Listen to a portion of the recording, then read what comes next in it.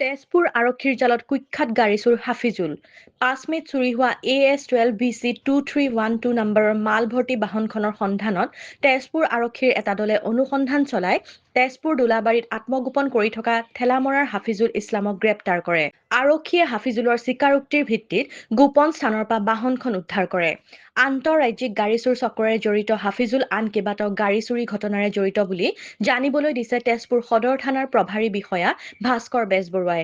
আনহাতে গাড়ী চুৰি ঘটনাৰে আন ৩জনৰ সন্ধানত তেজপুৰ আৰক্ষীয়ে অব্যাহত ৰাখিছে তদন্ত। ৫ তাৰিখে ৰাতি ১২টা বজাত এখন গাড়ী চুৰি হৈছিলে, টাটা জেনন আপোনাৰ কেৰিয়াৰ আৰু মালবাহী AS12BC 2312।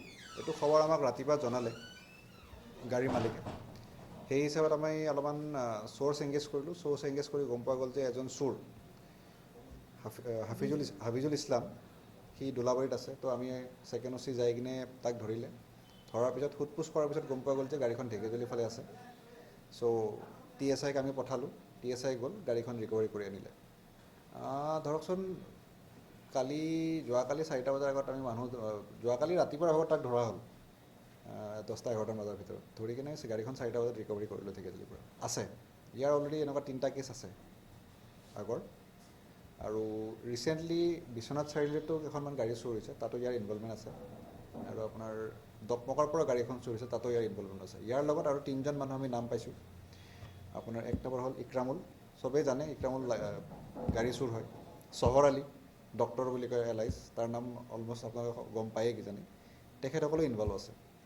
যেতিয়া আমি অপাৰেশ্যন কৰিছিলোঁ তেতিয়া চহৰালৈও ঘৰটোত আছিল, কিন্তু আমি যাই পোৱাৰ আগতে সি ওলাই গৈছিলে, গতিকে আমি তাক নাপালোঁ হাফিজুলক ধৰাৰ টাইমত। এতিয়ালৈকে আমি এজনে ধৰিছোঁ, বাকী ইনভেষ্টিগেশ্যন চলি আছে। ঢেকীয়াজুলিতো এজন মানুহৰ লিংক পোৱা গৈছে, কিন্তু আমি কনফাৰ্ম নহয় কাৰণে নামটো মই পোৱা নাই এতিয়ালৈকে। কনফাৰ্ম হ'লে পিছলৈকে আপোনালোকে গম পাব।